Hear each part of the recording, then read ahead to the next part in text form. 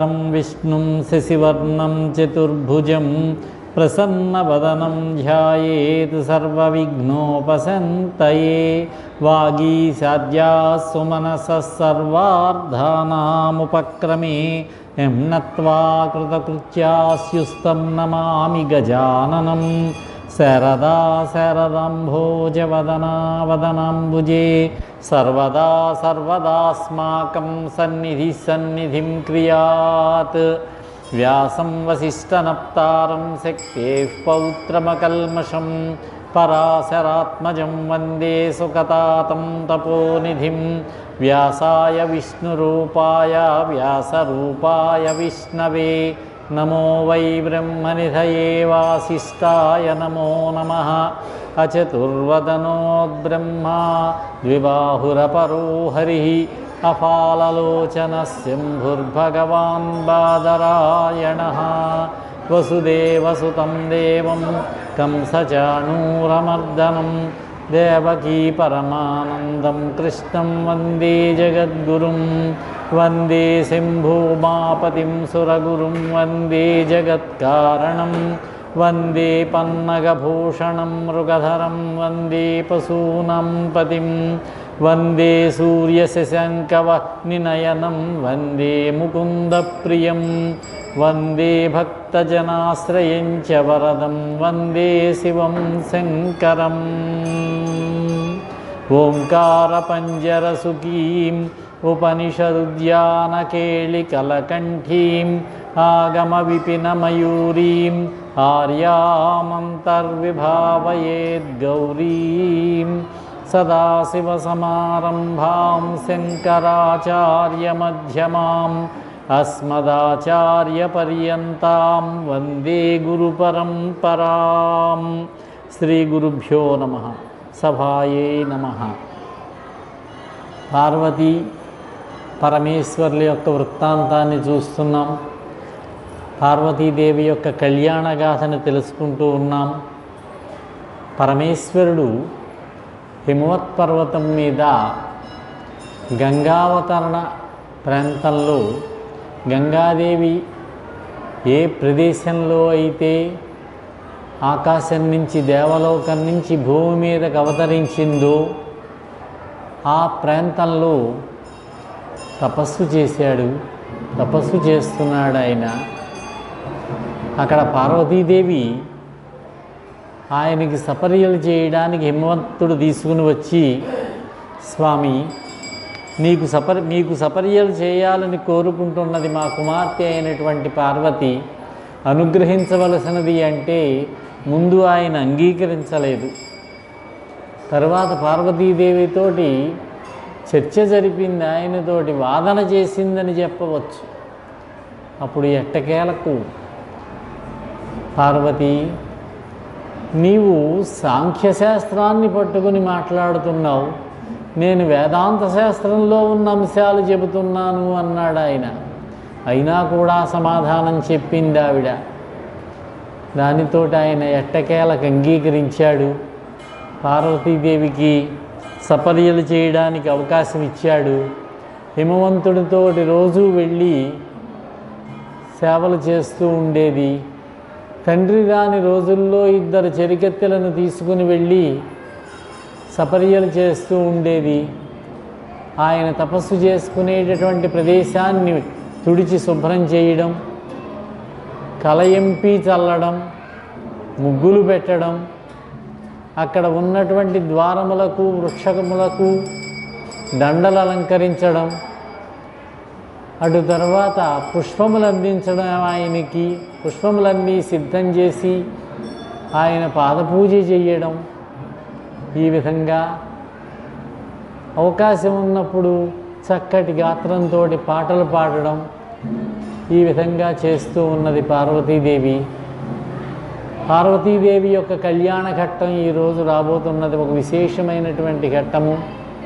పార్వతీ కళ్యాణం, సీతా కళ్యాణం, రుక్మిణీ కళ్యాణం, తరువాత ద్రౌపదీ కళ్యాణం కూడా ఇత్యాదిగా ఉన్నటువంటివన్నీ కూడా మనకు పవిత్రమైనటువంటి ఘట్టములుగా భావిస్తాం.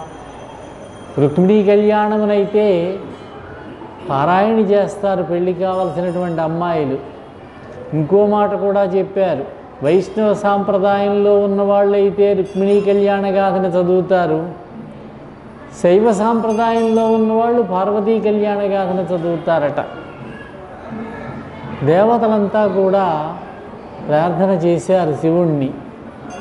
తారకాసురుడి యొక్క బాధలు పడలేకపోతున్నాము, దేవతల్ని చాలా ఇబ్బంది పెడుతున్నాడు, ఆ తారకాసురుణ్ణి వధించాలంటే నీకు కలిగినటువంటి కుమారుడు రావాలి, అందుచేత నీవు వివాహం చేసుకోవాలి అని పరమేశ్వరుణ్ణి చెబితే ఎట్టకేలకు ఆయన అంగీకరించాడు.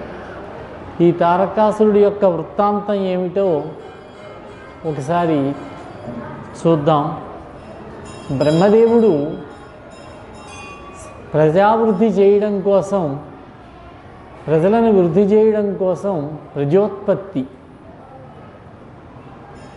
బ్రహ్మమానసపుత్రులు అంటాం, ఉపబ్రహ్మలు అంటాం, కొంతమందిని సృష్టి చేశాడు ఆయన. మరీచి, అత్రి, అంగిరసుడు, పులస్యుడు, పులహుడు, క్రతువు, వీరు కాకుండా నారదుడు, దక్షుడు, ఇంకా మిగిలినటువంటి వాళ్ళు, వీళ్ళందరినీ కూడా ఆయన జన్మింపజేశాడు తన యొక్క మనస్సంకల్పం చేత. అందులో ఒక ఆయన మరీచి మహర్షి.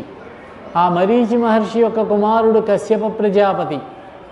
ఆ కశ్యప ప్రజాపతి దక్ష ప్రజాపతి యొక్క కుమార్తెలను 13 మందిని వివాహం చేసుకున్నాడు. అంతవరకు కూడా మనకి ప్రస్తావనకి వచ్చినది.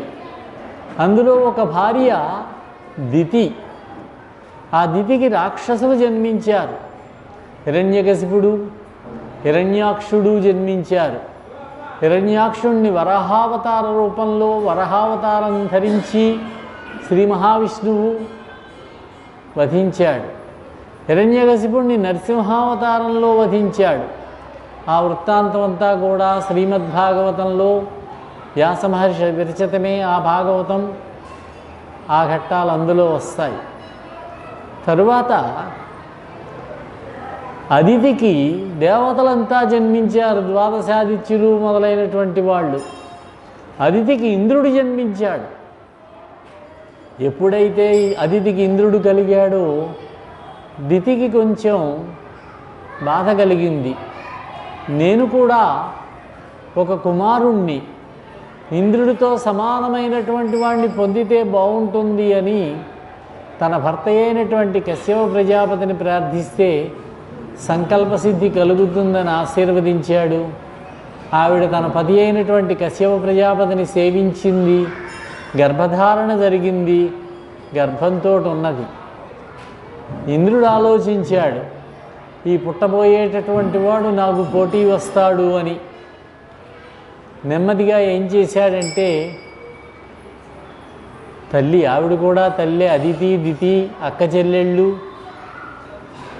దితికి రాక్షసులు, అదితికి దేవతలు, ఇంతవరకు జరిగినటువంటివి. అమ్మా, నీవు గర్భిణీ స్త్రీవి, అలసిపోయి ఉంటావు, నేను నీ పాదసేవ చేస్తాను, అంగీకరించవలసింది అంటే పాపం దితి ఆనందంగా అంగీకరించింది. ఆవిడికి కాళ్ళు పిసకడం, విసరడం ఈ విధంగా చేస్తున్నాడు. ఆవిడికి నెమ్మదిగా చిన్నగా నిద్ర పట్టింది. నిద్రలోకి వెళ్ళింది ఆవిడ. వెంటనే తన యొక్క యోగశక్తి ద్వారా, యోగ మార్గం ద్వారా ఇంద్రుడు ఆమె యొక్క గర్భంలోకి ప్రవేశించాడు. ఆ గర్భస్థ శిశువుని 7 ముక్కలుగా ఖండించాడు వజ్రాయుధంతో. ఆవిడికి తెలియలేదు పాపం, యోగమాయ వల్ల. ఆ 7 ముక్కల్ని మళ్ళీ 7 ముక్కలు చేశాడు. మొత్తం 49 ముక్కలుగా పిండాన్ని విచ్ఛిత్తి చేసేసాడు. బయటకు వచ్చాడు. అప్పటికి మెలకు వచ్చింది ఆవిడికి. ఏన్నైనా ఇలా చేసావన్న, అమ్మా నన్ను క్షమించమ్మా అన్నాడు. తప్పు చేసి క్షమించమంటూ ఉంటాడు ఆయన. ఏమీ చేయలేకపోయింది. భర్తకి చెప్పుకున్నది ఆవిడ యొక్క దుఃఖాన్ని. దుఃఖించకు దేవి, ఈ 49 మంది మరుత్తులు అనే పేరుతోటి వ్యాప్తిలోకి వస్తారు. వాళ్ళు దేవతలతో సమానులు, ఇంద్రుడికి స్నేహితులుగా ఉంటారు అని అనుగ్రహించాడు కశ్యప ప్రజాపతి. ఆ 49 మంది కూడా దేవగణాలు, మరుత్తులు, దేవేంద్రుడికి స్నేహితులుగా ఉన్నారు. ఇప్పుడు దితి జరిగిన దోషాన్ని తెలుసుకున్నది. మళ్ళీ భర్తను సేవించడం మొదలుపెట్టింది. ఈసారి ఇంకొక అబ్బాయి పుట్టాడు. అతడి పేరు వజ్రాంగుడు. ఈ వజ్రాంగుడు కూడా మంచివాడే, కానీ కొంచెం రాక్షస లక్షణాలు తప్పవు. దితి సంతానం అంతా రాక్షసులు కనుక తల్లి కోరిక మీద వ్యక్తిగతంగా ఆయన మంచివాడైనప్పటికీ కూడా దితి కోరడం చేత దేవేంద్రుణ్ణి మరికొందరు దేవతల్ని బంధించాడు. ఆయన తల్లికి సంతోషాన్ని కలిగించాడు. దేవేంద్రుడు చేసినటువంటి తప్పు వల్ల దేవతలంతా కూడా వారి యొక్క కర్మఫలాన్ని అనుభవించారు. దేవతలంతా బ్రహ్మదేవుని ప్రార్థిస్తే బ్రహ్మ వచ్చి వజ్రాంగుని దగ్గరికి వచ్చి, నాయన దేవతలను బంధించవద్దు, వారిని విడిచిపెట్టవలసినది అని సామవేదాన్ని వల్లిస్తే సంప్రీతుడైనటువంటి వజ్రాంగుడు ఆ దేవతలను విడిచిపెట్టాడు. తర్వాత బ్రహ్మదేవుడితో అన్నాడు, బ్రహ్మదేవా, బ్రహ్మ దగ్గరికి వెళ్ళాడు ఆయన. బ్రహ్మ, పితామహ, నాకెవరి మీద కూడా రాగద్వేషాలు లేవు. నా తల్లి ఆజ్ఞ మేరకే నేను దేవతలను చెరపట్టాను. నేను నాకు రాజ్యకాంక్ష లేదు. నాకు చరమమైనటువంటి, అన్నిటికంటే పైన ఉన్నటువంటి, అంతిమమైనటువంటి, నిత్య సుఖదాయకమైనటువంటి ఆత్మసారాన్ని బోధించండి అని ప్రార్థించాడు. అప్పుడు బ్రహ్మ సంప్రీతుడై, నాయన ఒక్క మాటలో చెబుతాను వినవలసింది, జ్ఞాన వైరాగ్య మొదలైనటువంటి సాత్విక భావనలే తత్వసారమయ్యా అన్నాడు. జ్ఞానమునకు, వైరాగ్యమునకు, భక్తికి సంబంధించినటువంటి విషయములే తత్వము, దాన్ని గ్రహించవలసినది అన్నాడు. అని వరాంగి అని ఒక అమ్మాయిని సృష్టి చేశాడు. ఆ అమ్మాయి పేరు వరాంగి. బ్రహ్మదేవుడు చేసినటువంటి సృష్టి. ఆ అమ్మాయినిచ్చి వివాహం చేశాడు. బ్రహ్మదేవుడు సత్యలోకానికి వెళ్ళాడు.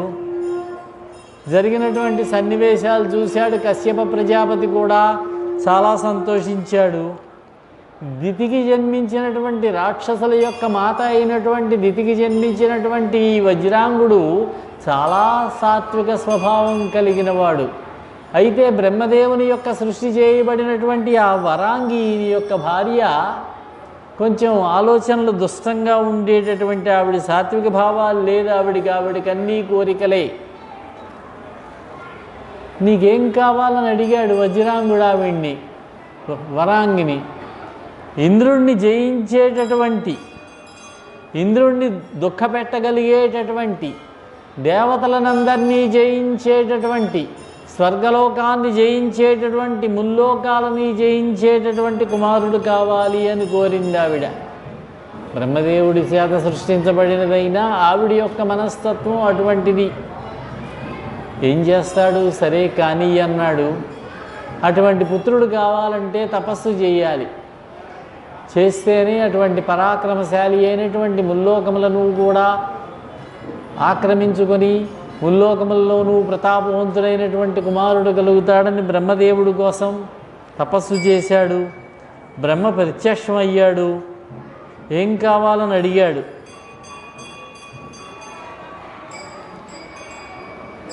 కోరాడు, నా కుమారుడు పరాక్రమవంతుడు కావాలి, అన్ని లోకములను జయించగలవాడే కావాలి, అటువంటి కుమారుణ్ణి నాకు ప్రసాదించవలసింది అని అడిగాడు. అదేవిధంగా ఆవిడ గర్భం ధరించింది. కుమారుడు జన్మించాడు. అతని పేరు తారకాసురుడు అన్నారు. మహాకాయుడు, మహావీరుడు. అతడు పుట్టగానే లోకాన్ని పీడించేటటువంటి ఉత్పాతాలన్నీ కనిపించాయి. అపశకునాలన్నీ కనిపించాయి. తారకుడు నెమ్మదిగా పెరిగి పెద్దవాడయ్యాడు. అతడు కూడా మళ్ళీ తారక అసురుడు అన్నారు కనుక అసుర లక్షణములు కలిగినటువంటి వాడు. అతడు మళ్ళీ ముల్లోకాలని ఆక్రమించాలి. తల్లి యొక్క సలహాలు ఉన్నాయి ఇతనికి. తల్లి పెంపకంలో ఉన్నవాడు. అమ్మా, నేను బ్రహ్మదేవుని గురించి తపస్సు చేస్తాను, వరములు సంపాదిస్తాను అంటే వెళ్ళిరా నాయనా అన్నది. తపస్సు చేశాడు. బ్రహ్మదేవుణ్ణి చాలా భీకరమైనటువంటి తపస్సు చేశాడు. చేతులు పైకెత్తి ఒంటికాల మీద నిలబడి కొంతకాలం తపస్సు చేశాడు. కేవలం బొటనవేల మీద నిలబడి కొంతకాలం తపస్సు చేశాడు. నీటిని మాత్రమే తాగుతూ కొంతకాలం తపస్సు చేశాడు.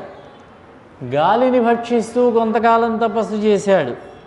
నీటిలో నిలబడి కొంతకాలం, నేల మీద నిలబడి కొంతకాలం, అగ్నుల మధ్య నిలబడి కొంతకాలం, అరచేతి మీద నిలబడి తలకిందులుగా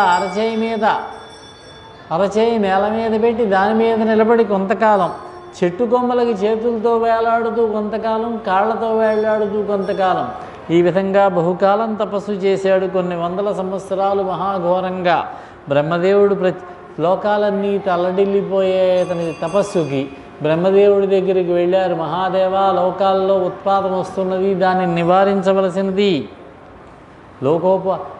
లోక ప్రమాదం జరుగుతున్నది అని దేవతలు మొరపెట్టుకుంటే బ్రహ్మదేవుడు తారకాసురుడి దగ్గర ప్రత్యక్షమయ్యి, నీ ఉగ్ర తపస్సుకు లోకాలన్నీ కూడా వ్యాకులు పడుతున్నాయ్యా, నీ మనోరథం ఏమిటో చెప్పవలసింది, తప్పక తీరుస్తాను, నీకు కావలసిన వరమునిస్తాను అన్నాడు. పితామహ, ఈ సృష్టిలో నాతో సమానమైనటువంటి బలవంతుడు ఇంకెవరు ఉండకూడదు, బలవంతుడైనటువంటి పురుషుడు ఇంకెవరు ఉండకూడదు. అది 1వ వరం. శివుని యొక్క తేజస్సు చేత జన్మించబడినటువంటి కుమారుడు, శివపుత్రుడు అన్నమాట. అటువంటి కుమారుడు సైన్యాధిపతిగా ఉండాలి. అప్పుడు నేను మరణించాలి.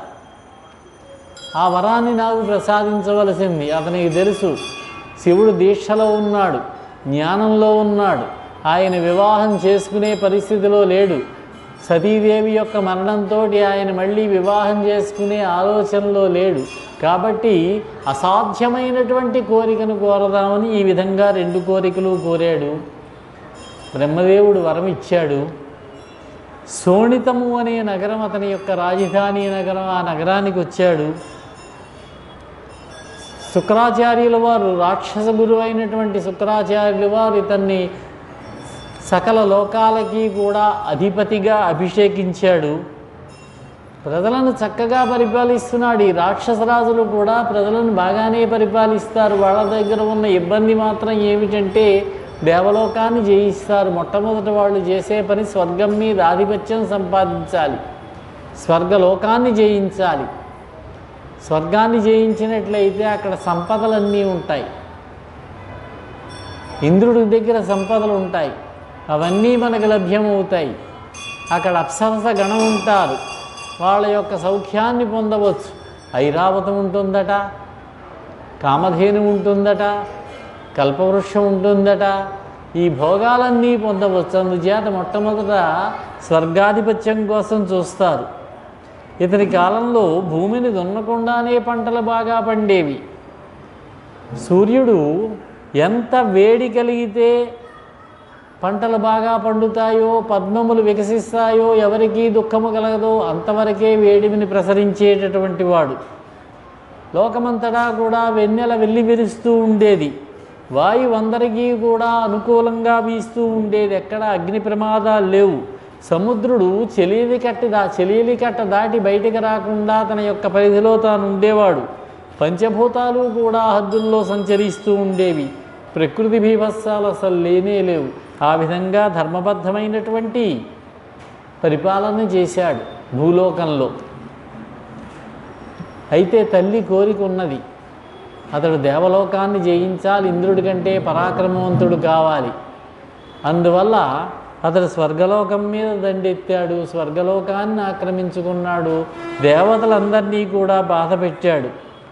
దేవతల దగ్గర ఉన్నటువంటి శ్రేష్టమైనటువంటి వస్తువులన్నీ కూడా లాక్కున్నాడు.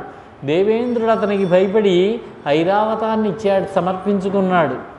కుబేరుడి దగ్గర నవనిధులు అని ఉంటాయి, ఆ నవనిధుల్ని కూడా ధారపోశాడు కుబేరుడు. వరుణుడి దగ్గర అశ్వములు ఉంటాయి, శ్వేతాశ్వములు, వాటిని ఇచ్చేశాడు ఆయన. సూర్యుడి దగ్గర ఉన్నటువంటి ఉచ్చైశ్రవము అనేటటువంటి పాలసముద్రాన్ని చిలికినప్పుడు పుట్టినటువంటి ఉచ్చైశ్రవము అనేటటువంటి తెల్లటి గుర్రము, దాన్ని ఇచ్చాడు ఆయన. ఋషులు కామధేనువుని బహుమానంగా ఇచ్చారు. ముల్లోకాలను వశం చేసుకున్నాడు, ఇంద్ర పదవిని అధిష్ఠించాడు, దేవతా పదవులన్నిట్లోనూ కూడా రాక్షస ప్రముఖుల్ని నియమించాడు. దేవతలందరినీ కూడా ఇతనికి సేవలు చేయడానికి పెట్టుకున్నాడు, దేవజాతుల్ని. ఇంద్రునితో కూడా దేవతలంతా కూడా దిక్కుతోచని వాళ్ళై బ్రహ్మదేవుడిని శరణ పొందారు. బ్రహ్మదేవుడి దగ్గరికి వెళ్ళారు. విధాత, ఈ తారకాసురుని యొక్క పరిపాలనలో మేము చాలా ఇబ్బందులు పడుతున్నాం, స్వర్గాన్ని ఆక్రమించుకున్నాడు, మేము ఎందుకు దేవతలుగా జన్మించామా అని బాధపడుతున్నాము, మమ్మల్ని పదవీభ్రష్టులు చేశాడు, ఆ దుఃఖం మమ్మల్ని చాలా బాధ పెడుతోంది, అసలు నిద్రే పట్టడం లేదు, ఒకవేళ ఏదైనా కంటి మీద కునుకు పట్టినట్లయితే వెంటనే అతడే కల్లోకి వస్తూ ఉన్నాడు, వాడి ముందు బానిసలమై చేతులు కట్టుకు నిలబడుతున్నాము, కొద్దిగా కూడా స్వాతంత్ర్యం లేదు, యజ్ఞాలు లేవు, మాకు హవిస్సులు లేవు, తపస్సు లేదు. అతని యొక్క సేనాధిపతి ఉన్నాడు, క్రౌంచాసురుడు అనేవాడు, ఒక మహాపాపాత్ముడు. అతను ప్రతిరోజు కూడా పాతాళలోకంలోకి వెళ్ళి వాళ్ళందరినీ ఇబ్బంది పెట్టి వస్తూ ఉంటాడు. మేము అతని మీద ప్రయోగించినటువంటి అస్త్రాలు శస్త్రాలన్నీ కూడా విఫలమైపోతూ ఉన్నాయి. మేము ఇంతవరకు కూడా శ్రీ మహావిష్ణువు యొక్క సుదర్శన చక్రాన్ని నమ్ముకొని ఉన్నాం, అది కూడా అతని విషయంలో పనిచేయడం లేదు. సుదర్శన చక్రాన్ని ప్రయోగిస్తే ఆ సుదర్శన చక్రం వెళ్ళి అతని మెడలో పుష్పమాలగా కూర్చున్నదట. మాకేదైనా ఒక సురక్షితమైనటువంటి స్థానాన్ని చూపించండి, మేము ఆ స్థానానికి వెళ్ళి స్థిమితంగా ఉంటామన్నారు. బ్రహ్మదేవుడు వాళ్ళ బాధలు విన్నాడు. దేవతలారా, వాణ్ణి సంహరించడం నా కర్తవ్యం కాదయ్యా, వరాలైతే ఇచ్చాను కానీ అతన్ని సంహరించాలంటే పరమేశ్వరుడి కుమారుడు కలగాలి, కుమారస్వామి. అందుచేత మీరంతా వెళ్ళి పరమశివుణ్ణి ధ్యానం చేయండి, ప్రార్థన చేయండి. పార్వతీదేవి అతనికి తన యొక్క చెలికెత్తెలతో సేవలు చేస్తోంది. హిమవత్ పర్వతం మీద ఆయన తపస్సు చేసుకుంటున్నాడు. చంద్రశేఖరుడైనటువంటి ఆ పరమేశ్వరుడు ఆమెను వివాహం చేసుకునేటట్టుగా మీ ప్రయత్నం మీరు చేయండి. వారిద్దరికీ పుట్టినటువంటి కుమారుడు తారకుడిని తప్పకుండా వధిస్తాడు. నేను ఈ లోపుగా తారకుడి దగ్గరికి వెళ్ళి తారకాసురుడికి నచ్చజెప్పి అతని యొక్క ఉద్ధృతిని తగ్గించే ప్రయత్నం చేస్తాను, అతని యొక్క పట్టుదలను నివారించే ప్రయత్నం చేస్తాను అని బ్రహ్మదేవుడు తారకుడి దగ్గరికి వెళ్ళి, నాయన తారక, ఈ స్వర్గం తేజస్సుతో కూడిందయ్యా, దీన్ని ఆక్రమించుకున్నావు నువ్వు నన్ను కోరిన కోరికలలో స్వర్గం కావాలని నువ్వు నన్ను కోరలేదు, 2 కోరికలు కోరేవు, అవి ఇచ్చాను, కాబట్టి స్వర్గాన్ని విడిచిపెట్టేసేయి. స్వర్గంతో సమానమైనటువంటి భూలోకంలో నీ పట్టణం ఉన్నది, శోణితమనేటటువంటి పట్టణం.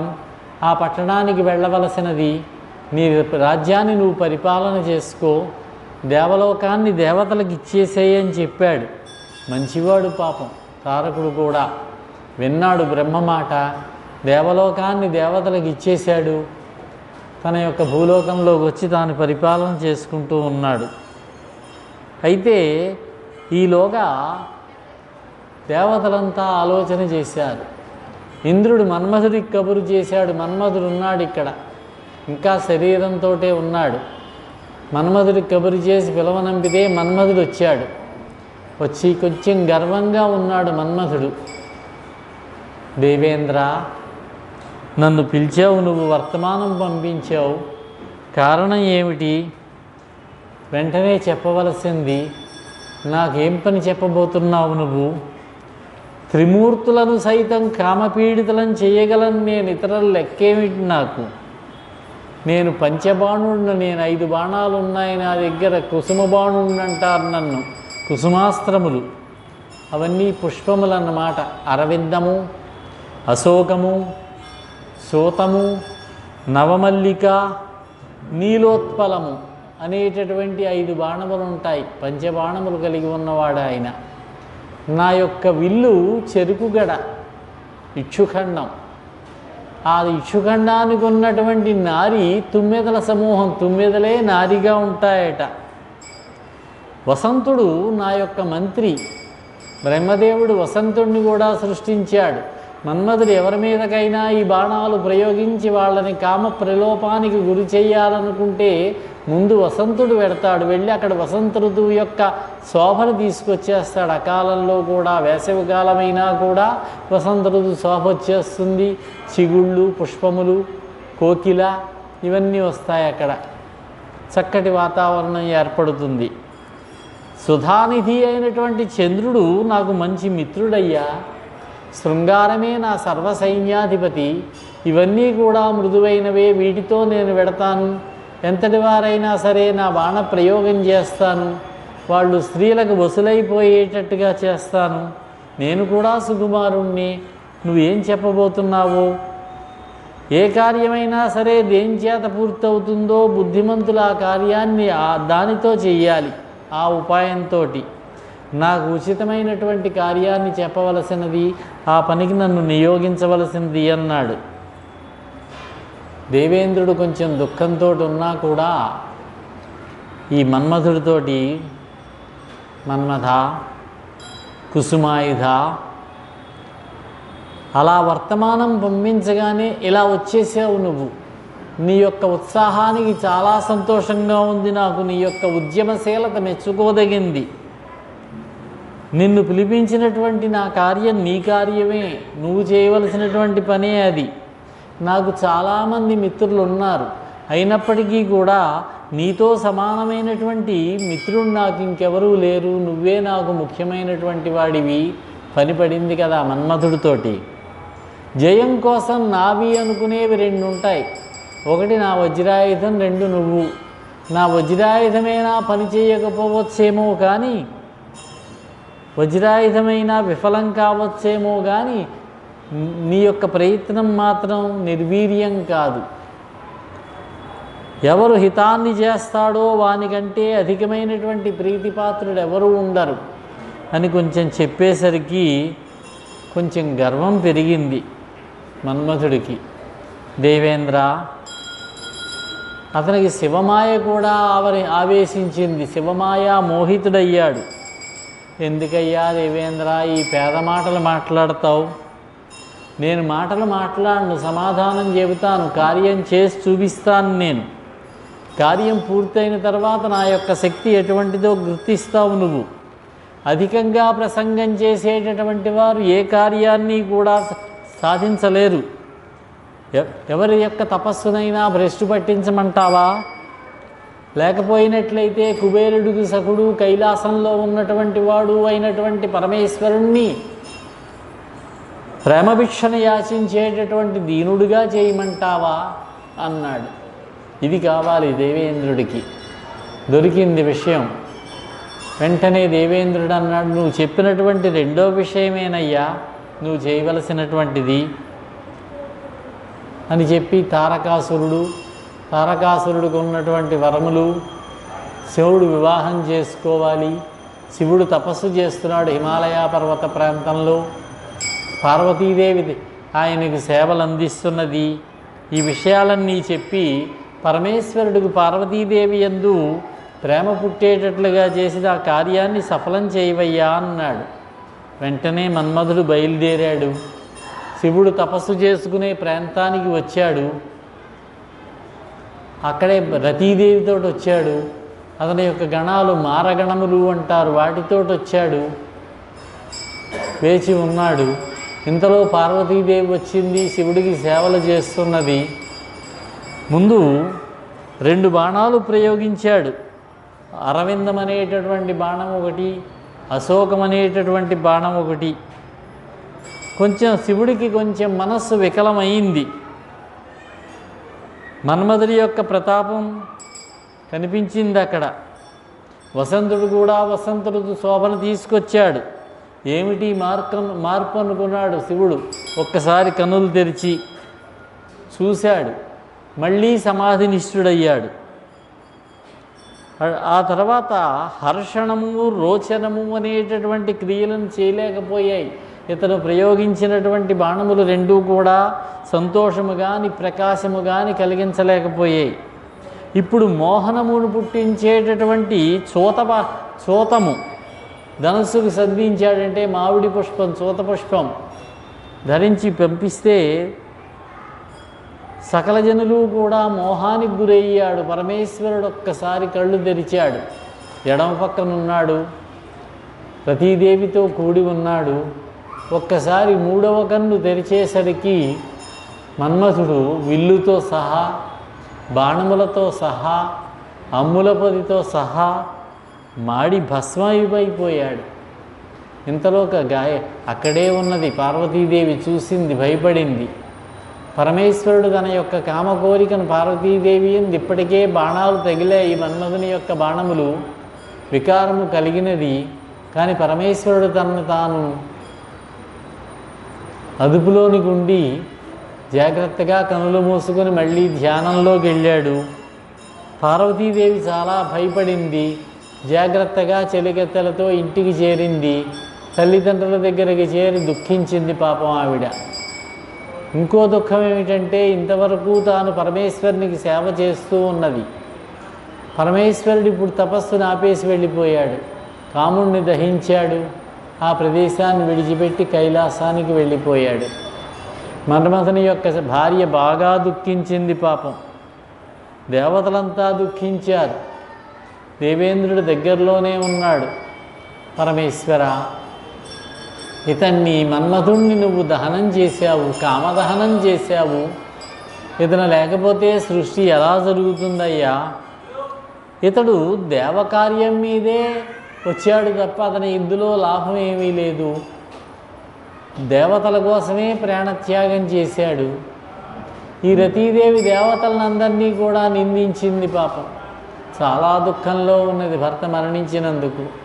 రతీదేవి, నువ్వు దుఃఖించకు, త్వరలోనే నీ భర్త పునరుజ్జీవితుడవుతాడు. ఈ భస్మంలో కొద్దిగా భస్మం తీసుకుని నువ్వు చాలా జాగ్రత్తగా పెట్టు. పరమేశ్వరుడే ఇతన్ని పునరుజ్జీవితుడిని చేస్తాడు అని పరమేశ్వరుడితోటి, పరమేశ్వర, నిన్ను మేము శరణు కోరామయ్యా. ఇతని స్వార్థం ఏమీ లేదు ఈ పని చేయడంలో. తారకుడి చేత బాధించబడుతూ ఉన్నటువంటి దేవతలంతా కలిసి ఇతని చేత ఈ కార్యాన్ని చేయించారు. మన్మథ సంహారంతో దేవతలందరినీ కూడా నువ్వు సంహరించినట్టుగా అయిపోయింది. కాముడు నశిస్తే ఇంక సృష్టి జరగదయ్యా. రతీదేవి ఏడుస్తున్నది, ఆమెకు శుభవచనాలు చెప్పవలసింది అని ప్రార్థన చేస్తే దేవేంద్రుడు, ఇక్కడ విష్ణుమూర్తి లేడు, దేవేంద్రుడు కొద్దిమంది దేవతలే ఉన్నారు. రతీదేవి ఉన్నది, మన్మథుడు లేడు, అనంగుడైపోయాడు, శరీరం లేదు అతనికి. దేవతలారా, జరిగిందేదో జరిగింది. రాబోయే ద్వాపర యుగంలో శ్రీహరి కృష్ణుడుగా జన్మిస్తాడు, అవతరిస్తాడు. రుక్మిణిని వివాహం చేసుకుంటాడు. వారికి ఒక కుమారుడు కలుగుతాడు, ప్రద్యుమ్నుడు అతని పేరు.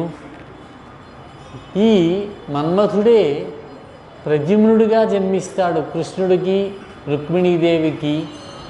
పుట్టగానే పురిటింట్లో ఉండగానే శంబరాసురుడు అనేటటువంటి రాక్షసుడు అపహరించి తీసుకెళ్ళి సముద్రంలో పడేస్తాడు మన్మథుణ్ణి.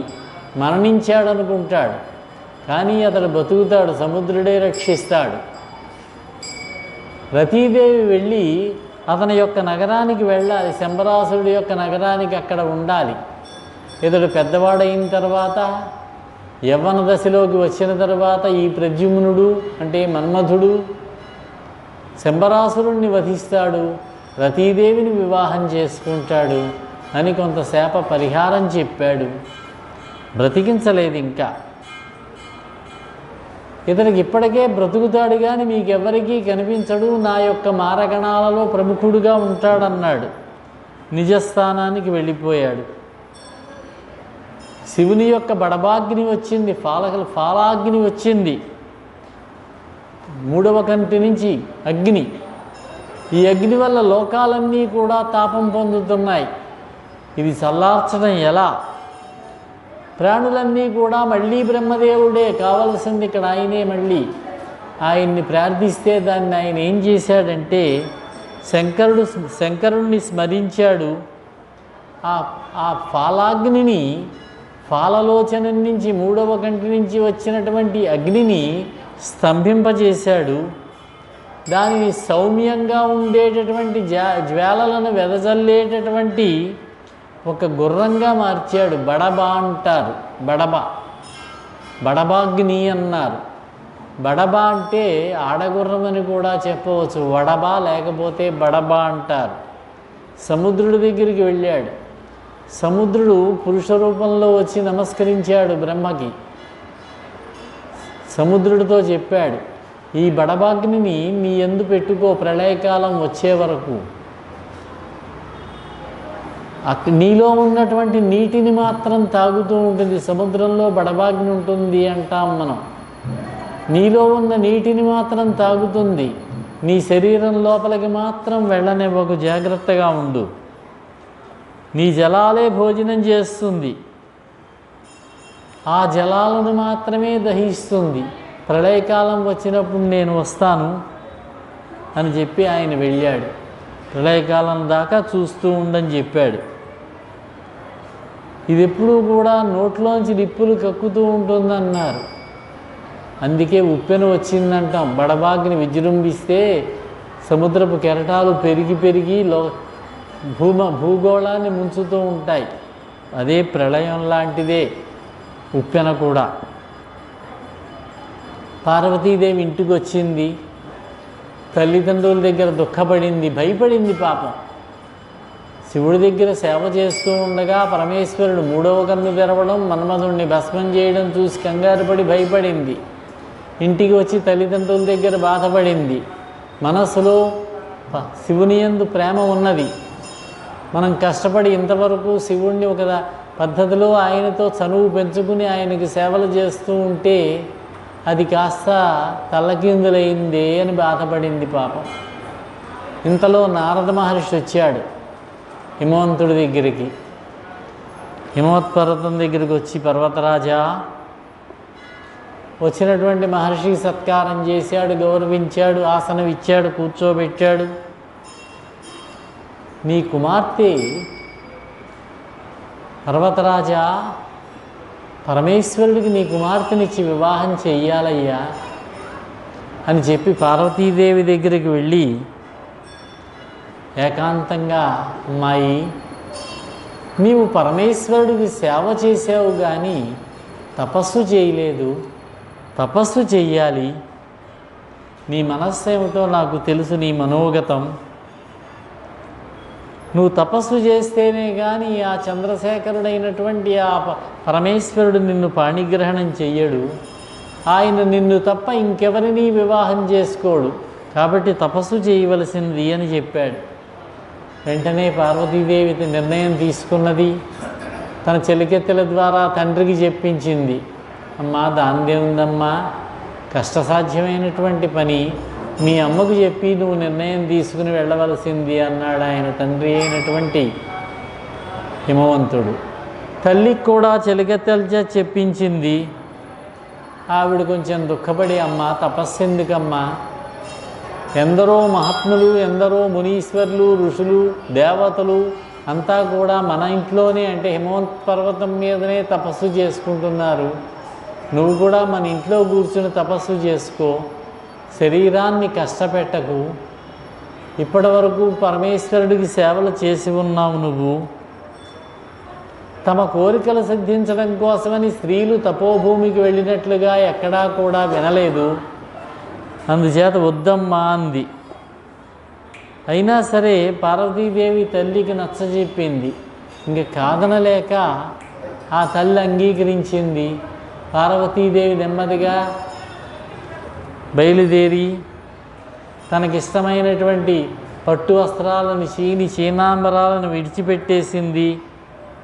నారచీరలు కట్టుకున్నది, అలంకారాలన్నీ తీసేసింది. గంగ ఎక్కడైతే భూమి మీదకు వచ్చిందో గంగావతరణ ప్రదేశం అది. గంగావతరణం అక్కడే తపస్సు చేశాడు శివుడు. కాముడి యొక్క దహనం అక్కడే అయింది. నిర్ణయం తీసుకుంది, ఏ ప్రదేశంలో అయితే పరమశివుడు మన్మధుణ్ణి దగ్ధం చేశాడో ఆ ప్రదేశానికే పరమేశ్వరుణ్ణి రప్పిస్తాను నేను అనుకున్నది. బయలుదేరి వెళ్ళింది. అక్కడ తపస్సు కూర్చుంది. గౌరీదేవి తపస్సు చేసింది కనుక ఈ గంగావతరణ శిఖరానికి గౌరీ శిఖరము అనేటటువంటి పేరు వచ్చింది. ఎంతకాలం తపస్సు చేసిందో తెలియడం కోసం 2 మొక్కలు నాటింది. అవి వృక్షాలు అవుతాయన్నమాట. ఆ వృక్షాలైతే ఈవిడ తపస్సు చేసిన కాలం లెక్కించవచ్చు. వాటికి రోజు నీరు పోస్తూ ఉండేది. ముందు భూమిని శుద్ధి చేసుకున్నది, వేదికను నిర్మించింది. మునీశ్వర్లు కూడా చేయలేనటువంటి దుష్కరమైనటువంటి తపస్సును చేసింది ఆవిడ. వేసవకాలంలో పంచాగ్ని మధ్యంలో నిలబడి, వర్షాకాలంలో మంచి వర్షం కురుస్తూ ఉంటే వర్షంలో నిలబడి, శీతాకాలంలో నదుల మధ్యలో నిలబడి తపస్సు చేసింది. ప్రతిదినము మొక్కలకు నీళ్లు పోస్తూ ఉండేది, వృక్షాలకి. తన దగ్గరికి ఎవరైనా మునీశ్వరులు వచ్చినట్లయితే వాళ్ళకి స్వాగతం పలికి వాళ్ళకి సత్కారం చేస్తూ ఉండేది. ముందుగా ఫలాలను మాత్రం భుజించి తపస్సు చేసింది. తర్వాత పత్రాలను మాత్రం భుజించి తపస్సు చేసింది. తర్వాత ఆ పర్ణములను కూడా విడిచిపెట్టేసింది, ఆకులు కూడా తినడం మానేసింది. అందుకే అమ్మవారిని అపర్ణ అన్నారు. నిరాహారయ్యి ఒంటిపాదం మీద నిలబడి తపస్సు చేసింది. ఆమె యొక్క శిరోజాలు జడలు కట్టాయి. ఏ స్థానంలో అయితే పరమేశ్వరుడు 10,000 సంవత్సరములు తపస్సు చేశాడో అదే ప్రదేశంలో ఆవిడ 3,000 సంవత్సరములు తపస్సు చేసింది. పార్వతి అనుకుంది మనస్సులో, శంకరా, నీకింతవరకు నా మీద అనుగ్రహం కలగలేదు. ఆత్మరూపుడు సర్వసాక్షి అయినటువంటి నీకు నా అంతరంగం తెలియదా? నా కోరికేమిటో తెలియదా? నేను సర్వ విధములైనటువంటి కోరికలను కూడా విసర్జించి వృషభధ్వజుడైనటువంటి పరమేశ్వరుని పతిగా కోరి ఇక్కడ తపస్సు చేస్తున్నాను. అటువంటి నన్ను పరమేశ్వరుడు అనుగ్రహించుగాక. నేను కనుక శివపంచాక్షరి మంత్రాన్ని కనుక విధి విధానంతో భక్తిభావంతో జపించినట్లయితే శంకరుడు ప్రసన్నుడవుగాక అని మళ్ళీ తపస్సును కొనసాగించింది. చాలా భీకరమైనటువంటి తపస్సు చేస్తున్నది ఆ తల్లి. దేవతలంతా కలిసి మహేశ్వరుడి దగ్గరికి వెళ్ళారు, కైలాసానికి. ఒక రోజున హిమవంతుడు వచ్చాడు. అమ్మవారు తపస్సు చేస్తున్న ప్రదేశానికి అమ్మాయిని చూద్దామని. అమ్మా, ఎందుకు వచ్చిన శ్రమమ్మా నీకు? మనం భాగ్యవంతులం, మనం ఎన్నో సంపదలు కలవాళ్ళం. ఇలా తపస్సు చేసి క్లేశాన్ని పొందవలసినటువంటి అవసరం ఏమున్నది మనకి? అందుచేత నువ్వు తపస్సును చేయవద్దు. నువ్వు సుకుమారివి. నువ్వు పరమేశ్వరుని నువ్వు పొందడం చాలా కష్టం, దుష్కరమైనటువంటి కార్యం అది. ఆకాశంలో ఉన్న చంద్రుణ్ణి చూసి ఆనందం పొందాలి కానీ ఆ చంద్రుణ్ణి పండులాగా సంపాదించుకోవాలనుకోకూడదు కదా. అందుచేత తపస్సుని మానేసేయి, ఇంటికి వచ్చేసేయి అన్నాడు. తల్లి అయినటువంటి మేనక, సోదరులైనటువంటి సహ్య పర్వతం, మేరు పర్వతం, మందర పర్వతం, మైనాక పర్వతం, ఇవన్నీ కూడా వీరందరూ కూడా చెప్పారు. అయినా సరే, ఎంత ప్రయత్నం చేసినా సరే ఆవిడ తన యొక్క నిర్ణయాన్ని మాత్రం మార్చుకోలేదు. వాళ్ళంతా ఇంటికి వెళ్ళారు. పార్వతి తన యొక్క తపస్సును తీవ్రతరం చేసింది. ఇది చూసి దేవతలు కూడా నల్లబడ్డారట ఆవిడ యొక్క తపో తీవ్రతకి. వాళ్ళంతా కూడా కంగారుపడి మళ్ళీ బ్రహ్మదేవుడి దగ్గరికి వెళ్ళారు. బ్రహ్మవారందరినీ తీసుకుని శ్రీమన్నారాయణుడి దగ్గరికి వెళ్ళారు. అప్పుడు శ్రీమన్నారాయణుడు చెప్పాడు, మనమంతా కూడా పరమేశ్వరుడి దగ్గరికి వెడదాం, పార్వతీదేవిని పాణిగ్రహణం చేయమని ఆయనను ప్రార్థిద్దాం, బయలుదేరండి అన్నారు. కొంచెం ముందు భయపడ్డారు దేవతలంతా రుద్రుడి దగ్గరికి వెళ్ళాలంటే. నిన్న కాక మొన్ననే ఆ కాముణ్ణి మన్మధుణ్ణి భస్మం చేశాడు. దగ్గరలో ఉండి చూశారు దేవతలంతా కూడా, భయకంపితులైపోయారు. అప్పుడు ఏమీ పర్వాలేదు బయలుదేరి వెడదామని విష్ణువు వాళ్ళకి ధైర్యం చెప్పి తీసుకువస్తే కైలాసానికి వెడుతూ మార్గమధ్యంలో పార్వతీదేవి తపస్సు చేసేటటువంటి ఈ గౌరీ శిఖరం దగ్గరకు వచ్చి ఆమెకు నమస్కరించి పరమేశ్వరుడి యొక్క కైలాసానికి వెళ్ళారు. కొంచెం దూరంగా నిలబడి ప్రణామం చేశారు, నమస్కరించారు. నారదుడిని మందు పంపించారు, విషయం చెప్పమంటే నందీశ్వరుడికి చెప్పాడు. నందీశ్వరుడి ద్వారా శివుడికి అందింది. దేవతలందరినీ కూడా ఆహ్వానించి వచ్చినటువంటి పని ఏమిటి అన్నాడు. దేవతలంతా పరమేశ్వరుణ్ణి స్తుతించారు. ధ్యానంలో ఉన్నటువంటి శంకరుని ముందు నిలబడ్డారు వాళ్ళు. అప్పుడు సమాధి స్థితి నుంచి బయటకు వచ్చి కన్నులు తెరిచి నారాయణుడిని అడిగాడు ఎందుకు వచ్చారని. అప్పుడు శ్రీమన్నారాయణుడు చెప్పాడు తారకుడు చేస్తున్నటువంటి దుశ్చర్యలు, దేవతల్ని ఏ విధంగా ఇబ్బంది పెడుతున్నాడు, పార్వతి చేస్తున్నటువంటి ఉగ్రతపస్సు, పార్వతీ పాణిగ్రహణం చెయ్యాలి అన్నారు. అప్పుడు పరమేశ్వరుడు చిన్నగా నవ్వాడు. విష్ణు, బ్రహ్మ, ఇంద్ర వచ్చిన దేవతలందరూ అక్కడే ఉన్నారు. ఈ మన్మధుడు ఇంతకుముందు అందరి యొక్క సిద్ధుల యొక్క సాధ్యుల యొక్క దేవతల యొక్క మనస్సులను చెడగొట్టేవాడు, ధ్యానాలను పాడు చేసేవాడు.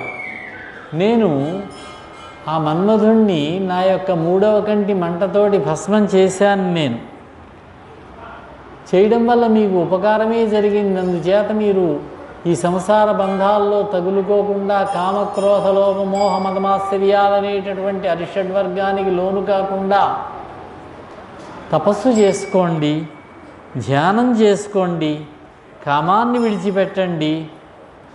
ఒకవేళ కనుక నేను పార్వతీదేవి యొక్క పాణిగ్రహణం చేసినట్లయితే ఆ వెంటనే మన్మధుడు పునరుజ్జీవితుడవుతాడు. మళ్ళీ మీ అందరికీ కూడా ఈ కష్టాలు తప్పవు, ఇహలోక కష్టాలు. మోక్ష మార్గానికి దూరం అయిపోతారు మీరంతా కూడా కామక్రోధాలను విడిచిపెట్టండి, బంధ విముక్తులు అవ్వండి అన్నాడు. అని చెప్పి మళ్ళీ ధ్యానంలోకి వెళ్ళాడు. ధ్యానంలో కూర్చున్నాడు. విష్ణుమూర్తి సైగ చేశాడు, మీరంతా పరమేశ్వరుని ధ్యానం చెయ్యండి అన్నాడు, మానకుండా చేస్తూ ఉండండి అన్నాడు.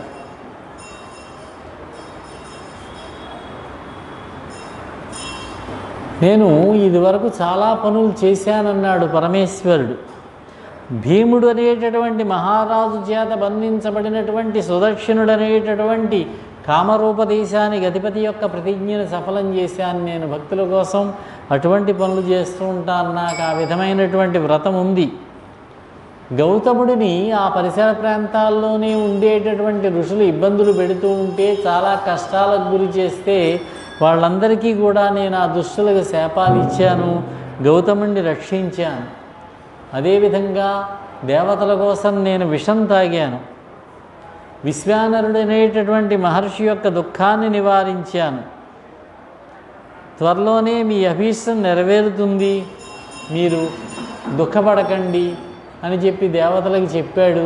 అభీష్టం నెరవేరుతుందని చెప్పడం అని మళ్ళీ ధ్యానంలోకి వెళ్ళిపోయాడు.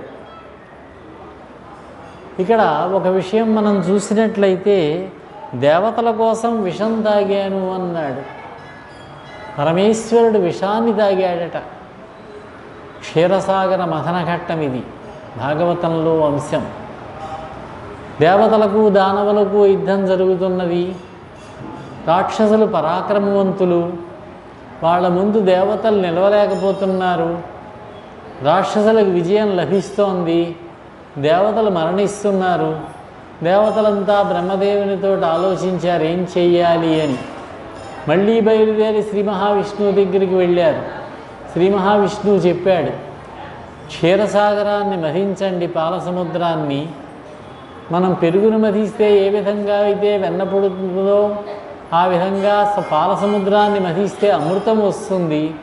ఆ అమృతం తాగినటువంటి వాళ్ళకి మరణం ఉండదు. కాబట్టి మీరంతా ఆ పని చేయండి అన్నారు. ఎలా చేయాలి ఆలోచించారు. రాక్షసులను కూడా స్నేహం చేసుకున్నారు ఈ పని కోసం. వాసుకిని పంపించి మందర పర్వతాన్ని తీసుకొచ్చి గిరిగా అందులో ఒక కవ్వంలాగా పెట్టారు. బ్రహ్మదేవుడు వచ్చాడు, దేవతలంతా వచ్చారు. రాక్షసులు తలవైపున, దేవతల తోకవైపున పట్టుకుని వాసుకునే తాడుగా చేసి చిలకడం మొదలుపెట్టారు. ఆ మందర పర్వతం కిందకి దిగిపోతున్నదట. అప్పుడు ఆలోచన చేస్తే శ్రీ మహావిష్ణువు కూర్మావతారాన్ని ధరించి ఆ మందరాన్ని కిందకెళ్ళి చేరి ఆ కూర్మావతారంతో ఆ మందర పర్వతం మునిగిపోకుండా కిందకి దిగిపోకుండా ఆపు చేశాడు ఆయన. చిలగ్గా అన్నిటికంటే ముందు విషమే పుట్టింది. ఆ తర్వాత పుట్టాయి కామధేనువు, కల్పవృక్షము, చంద్రుడు, లక్ష్మీదేవి, జ్యేష్ఠాదేవి ఇత్యాదిగా అందరూ పుట్టారు. తర్వాత ధన్వంతరి వచ్చాడు అమృతాన్ని తీసుకుని. ధన్వంతరి అవతారం కూడా శ్రీ మహావిష్ణు అవతారమే అన్నారు. ఈ అమృతం పంపకంలో తలకాయ నొప్పి వచ్చింది. దేవతలు మాకు కావాలన్నారు, రాక్షసులు మాకు కావాలన్నారు. అప్పుడు శ్రీ మహావిష్ణువు మోహిని అవతారం ఎత్తి అందరినీ తలో వరుసలోనూ కూర్చోబెట్టి దేవతలనిటు రాక్షసులనిటు పంచేటటువంటి మిషతోటి దేవతలకు ఇచ్చాడు, రాక్షసులకు ఇవ్వలేదు. అన్నిటికంటే ముందు వచ్చినది హాలాహలం, లోకాలన్నీ ఆవరించేస్తోంది. ఏం చేయాలి? ఈ మిగిలినవన్నీ తీసుకుంది దేవతలైతే ముందుకు వచ్చారు, కానీ హాలాహలం దగ్గరకు వచ్చేసరికి వాళ్ళు తగ్గిపోయారు. ఏం చేయాలి? బ్రహ్మదేవుడు సలహా చెప్పాడు, పరమేశ్వరుని ప్రార్థించండి మీరంతా వెళ్ళి. పరమేశ్వరుడే దీనికి సమర్థుడైనటువంటి వాడు. ఆయన ఎప్పుడూ కూడా జ్ఞానయోగంలో ఉంటాడు. ఆయన ధ్యానంలో కైలాస పర్వతం మీద కూర్చుని ఉంటాడు. మామూలు విషయాల్లో ఆయన కల్పించుకోడు. ఆయన్ని కదపరు వీళ్ళు. ఇలాంటి చాలా ఇబ్బందికరమైనటువంటి ఏదైనా అంశం వచ్చినట్లయితే అప్పుడు వెడుతూ ఉంటారు. పరమేశ్వరుడి దగ్గరకు వచ్చారు, ప్రార్థన చేశారు. మహాదేవా, హాలాహలం పుట్టింది, లోకములన్నీ ముంచెత్తుతోంది, మేమెవరం ఆగలేకపోతున్నాం, నువ్వే కాపాడాలన్నారు. అప్పుడు ఒక్కసారి అమ్మవారి వైపు చూశాట. వివాహం అయింది అప్పటికి. అమ్మవారి వంక చూశాడు. ఏం చేయాలి? విషాన్ని తీసుకుంటే ఎవరైనా జీవిస్తారా? కానీ ఆ జగన్మాత ఏమీ పర్వాలేదు వెళ్ళండట. పోతన్న గారు భాగవతంలో ఈ సందర్భంలో రాసినటువంటి చక్కటి పద్యం, మృంగెడువాడు విభుండని మృంగెడిదియు గరళమనియు మేలని ప్రజకున్ మృంగుమనే సర్వమంగళ. చక్కటి పదం సర్వమంగళ. మృంగుమనే సర్వమంగళ మంగళ సూత్రంబునెంత మది నమ్మినదో. ఏమీ పర్వాలేదు వెళ్ళండి అన్నదట. ఆయన వెళ్ళాడు, అరచేయి చాచాడు, అరచేతిలోకి వచ్చి పడింది. వెలగపండులాగా ఉండలాగా తయారైంది. దాన్ని నోట్లో పెట్టుకుని మింగేశాడు, గుటుక్కుని మింగాడు. అయితే ఆ లోపల ఉన్నాయి 14 లోకాలు ఆయన కడుపులో. ఆ లోకాలన్నీ తలడిల్లిపోతున్నాయి. దాంతో దాన్ని కిందకి పంపక బయటికి పంపిస్తే బయట ఉన్న లోకాలన్నీ కూడా దగ్ధమైపోతాయని బయట ఉంచలేక దాన్ని తన కంఠంలోనే అట్టే పెట్టుకున్నట్ట. అప్పటి నుంచి ఆయన్ని నీలకంఠుడని, గరళకంఠుడని, కాలకంఠుడని ముద్దుగా పిలుచుకుంటున్నాం మనం. ఒక కవి రాస్తాడు ఈ సన్నివేశాన్ని, చెరగవు నీ చిరునగవులు, నీ యొక్క చిరునగవులు చెదరలేదు. చెరగవు నీ చిరునగవులు గరళము నీ గళములోన కాల్చుచునున్నన్. ఆ విషము కాలుస్తోంది నీ కంఠంలో. అయినప్పటికీ కూడా భరించలేనంత వేదనగా కాలుస్తూ ఉన్నా కూడా, బాధిస్తూ ఉన్నా కూడా, కమిలిపోయేలా చేస్తూ ఉన్నా కూడా నీ పెదవుల మీద ఉన్నటువంటి చిరునవ్వు చెదరిపోదు పరమేశ్వర. మెరుపుల మంటలు దాచుచు నీ కన్నుల్లో మంటలు ఉన్నాయి, మెరుపుల మంటలు, మూడవ కంటిలో అగ్ని ఉన్నది. అయినప్పటికీ కూడా మెరుపుల మంటలు దాచుచు కరుణలు వర్షింతువెప్పుడు కనులకు శంభో. నీ కన్నుల్లో మన్మధుని కాల్చివేసినటువంటి కాలాగ్ని ఉంది. ఉన్నప్పటికీ కూడా మా మీద నువ్వు ఎప్పుడూ కూడా కరుణను ప్రదర్శిస్తావు మహాత్మా పరమేశ్వర అని ప్రార్థిస్తున్నాడు ఒక కవి. ఇక శంకరాచార్యుల వారు అమ్మవారిని గురించి సౌందర్యలహరి అనేటటువంటి గ్రంథాన్ని రచించారు 100 శ్లోకాలతోటి. అదేవిధంగా శివానందలహరి అనేటటువంటి పేరుతో ఒక గ్రంథాన్ని రచించారు, పరమేశ్వరుణ్ణి స్తుతి చేస్తూ రచించారు.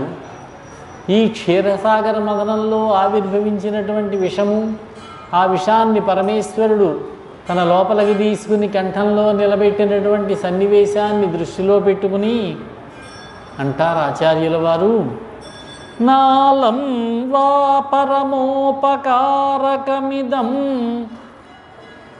ఏకం పశూనాం పతే పశ్యన్ కుక్షిగతాం చరాచరగణాం బాహ్యస్థితాన్ రక్షితుం సర్వామర్త్యపలాయనౌషధమతిః జ్వాలాకరం భీకరం నిక్షిప్తం గరళం గళేన గళితం నోద్గీర్ణమేకం త్వయా.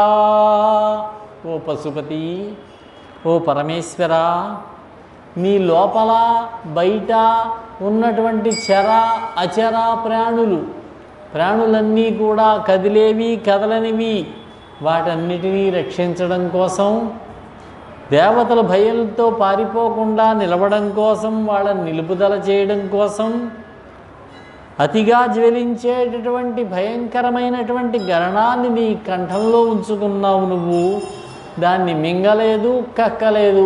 మింగినట్టయితే లోపల ఉన్న లోకాలన్నీ పోతాయి, కక్కినట్లయితే బయట ఉన్న లోకాలన్నీ పోతాయి.